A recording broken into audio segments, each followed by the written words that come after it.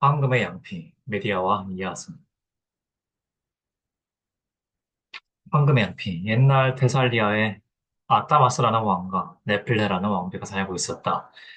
그들에게는 사나이 하나와 계집아이 하나가 있었다. 얼마 후 아타마스는 아내에게 냉담해져서 그녀와 이혼하고 딴 여자를 얻었다. 네필레는 자기 아들, 딸이 계모에게 구박이나 받지 않을까 걱정하여 그들을 계모의 손에 닿지 않을 곳으로 보낼 강도를 강구하였다. 헤르메스는 그녀를 동정하여 그녀에게 황금 양피를 가진 숫양 한 마리를 주었다. 그녀는 이 양이 그 자녀를 안전한 장소로 데려다 줄 것을 기대하면서 그들을 양에 태웠다. 그러자 양은 아이들을 등에 업고 공중으로 뛰어올라 동쪽을 향하여 갔다. 이윽고 유럽과 아시아를 격리하는 해협에 다다랐다. 그때 헬레라 불리는 계집아이가 양의 등에서 바닷속으로 떨어졌다. 그래서 이 바다는 헬레스폰토스라고 불려지게 되었다. 오늘날의 다르나레스 해협이다. 양은 계속 하늘을 달려 이윽고 흑계 동해안에 있는 콜키스라는 왕국에 도착하였다. 그곳에서 양은 무사히 사내 아이인 프릭소스를 내려놓았다.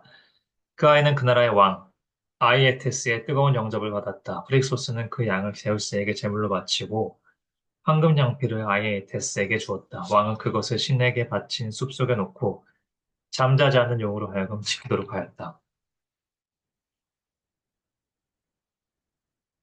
테살리아에는 아타마스의 왕국 근처에 또 하나의 왕국이 있었는데 그곳은 그의 친척이 다스리고 있었다. 그 왕국의 왕 아에손은 정치를 돌보는 일이 싫어 아들 이아손이 성인이 될 동안만이라는 조건부로 왕위를 아우인 펠리아스에게 양도하였다. 이아손이 성장하여 그의 숙부에게 왕위의 반환을 요구하자 펠리아스는 기꺼이 양도하려고 하는 것 같은 태도를 취했으나 동시에 황금 양피를 찾기 위한 영광스러운 모험을 해보이기를 아맘리에 권유하였다. 이미 이야기한 바와 같이 그 양피는 콜키스의 왕국에 있었고 펠리아스가 주장한 바와 같이 그들 일족의 정당한 소유물이었다. 야손은 이 제안을 쾌히 받아들여 바로 원정할 준비를 하였다. 그 당시 그리스인에게 알려져 있던 유일한 항해는 통나무를 파내어 만든 작은 보트나 혹은 카누를 이용하는 방법뿐이었다. 그래서 이아손이 아르고스에게 명령하여 50명을 태울 수 있는 배를 만들게 하였을 때는 굉장한 일인 것 같이 생각되었다. 그러나 배는 완성되고 배를 만든 사람의 이름을 따서 아르고호라 명명하였다. 이아손은 모험을 좋아하는 그리스의 모든 청년들을 모집했다. 얼마 가지 않아 그는 용감한 청년들의 대장이 되었는데 그들의 대부분은 후에 그리스의 영웅과 신인으로 명성을 떨쳤다. 헤라클레스, 테세우스, 우르페우스, 네스토르 같은 영웅들도 그 중에 끼어 있었다. 그리고 그들은 그 배의 이름을 따서 아르고나우테스라고 불려졌다. 아르고어는 이러한 영웅들을 데리고 테살리아 해안을 떠나 렘노스 섬에 기항했다가 비시아를 지나 트라키아까지 항해하였다. 이곳에서 그들 일행은 철인 피네우스를 만나게 되어 그로부터 앞으로의 진로에 대해 교시를 받았다. 에옥세이노스 해의 입구는 두 개의 암석으로 된 섬에 의해 차단된 것 같았다. 이 섬은 수면에 있어 동요하다가는 서로 부딪히게 되고 나여 그 사이에 끼이게 되면 무엇이나 부서지는 것이었다. 그래서 이 섬은 심플레가데스, 즉 충돌하는 섬이라고 불리고 있었다. 피네우스는 아르고나우세트들에게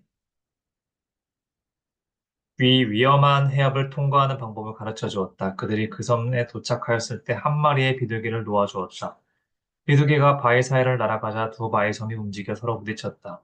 그러나 비둘기는 바위 사이에 꼬리털이 끼어 조금 빠졌을 뿐 무사히 빠져나갔다. 야손과 그 일행은 섬이 부딪혔다가는 떨어지는 기회를 포착하여 힘껏 노를 저었다. 그들의 뒤에서 두 섬이 마주쳐 배의 고무를 스치기는 하였으나 그들은 무사히 통과하였다. 그 후 그들은 해안을 따라 배를 젓고 마침내 바다의 동쪽 끝에 도착하여 콜키스의 왕국에 상륙하였다. 이하손이 콜키스의 왕 아이에테스에게 자기의 사명을 전하자 왕은 이하손이 노세바를 가지고 불을 내뿜는 두 마리의 황소를 쟁기에 메어주고 카드모스 왕이 퇴치한 용의 이빨을 뿌려준다면 황금 양피를 양조해도 좋다고 동의하였다.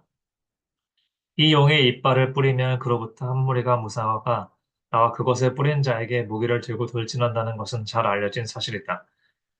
이하수는 그 조건을 승낙하였다. 그리고 결행할 시일까지 결정되었다. 그러나 그 전에 이하수는 왕년인 메디아를 납득시킬 기회를 얻어 그녀에게 결혼을 약속하였다. 그리고 헤카트 여신의 제단 앞에 서서 여신을 불러 자기의 서약을 보증인으로 하였다. 메디아는 승낙하였다. 그리고 그녀의 도움으로 그녀는 유능한 마술사였다. 마력을 가지고 있는 부적을 얻을 수 있었다. 지정된 날이 오자 사람들은 싸움의 신인 아레스에게 받쳐진 숲에 모였다. 그리고 왕은 왕자에 앉았고 민중은 산허리를 메웠다. 두세발을 가진 황소가 콧구멍으로 불을 뿜으며 뛰어들어오자 그 불은 길가의 풀들을 태워오렸다. 문광로에서 샘물이 끓는 것 같은 소리가 나고 생석회에 물을 끼얹을 때와 같은 연기가 났다. 이하선은 황소를 향하여 용감하게 앞으로 나갔다. 그의 모습을 보고 그의 친구들도 그리스 전역에서 선발된 영웅들도 모두 전율을 느꼈다. 그는 불을 뿜는 콧김도 돌보지 않고 말을 걸어 황소의 분노를 가라앉히고 대담하게 손으로 그 목을 어루만지다가 재치 있게 멍에를 슬쩍 메우고 쟁기를 끌도록 하였다. 폴키스 사람들은 아연실세 그리고 그리스 사람들은 환상을 올렸다. 야선한 다음에 용의 이빨을 뿌리고 그 위에 흙을 엎었다. 그러자 바로 한 무리의 무사들이 뛰어나왔다. 그리고 이상스럽게도 땅에 나타나자마자 무기를 휘두르며 이하선을 향하여 돌진해 왔다.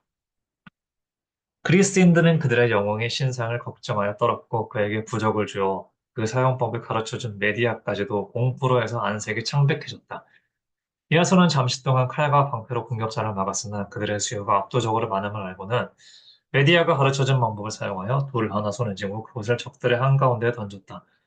그러자 그들은 무기를 서로 자기 편한대로 놀려 마침내 용의 이빨에서 나온 일족들은 하나도 남김없이 죽게 되었다. 그리스인들은 그들의 영웅을 포옹하였다. 그리고 메디아에도 그를 넘기면서 쓰는 글을 포옹하였을 것이다. 그리고 이상스럽게도 땅에 나타나자마자 무기를 휘두르며 야손을 향하여 돌진해왔다. 그리스인들은 그들의 영웅의 신상을 걱정하며 떨었고 그에게 부적을 주어 그 사용법을 가르쳐준 메디아까지도 공포로 해서 안색이 창백해졌다. 이하손은 잠시 동안 칼과 방패로 공격자를 막았으나 그들의 수요가 압도적으로 많음을 알고는 메디아가 가르쳐준 방법을 사용하여 돌을 하나 손에 쥐고 그것을 적들의 한가운데에 던졌다. 그러자 그들은 무기를 서로 자기 편한 대로 돌려 마침내 용의 이빨에서 나온 일족들은 하나도 남김없이 죽게 되었다. 그리스인들은 그들의 영웅을 포옹하였다. 그리고 메디아도 그런 용의만 있었으면 그를 포옹했을 것이다. 남은 일은 황금 양피를 지키고 있는 용이 어떻게 해서라도 잠재운 일이었다.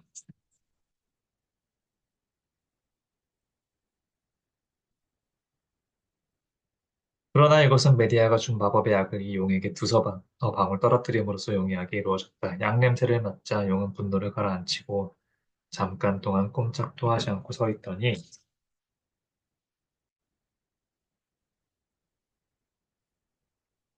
전에는 한 번도 감은 일이 없는 크고 둥근 눈을 감고서 픽 옆으로 쓰러져 그대로 깊은 잠이 들었다.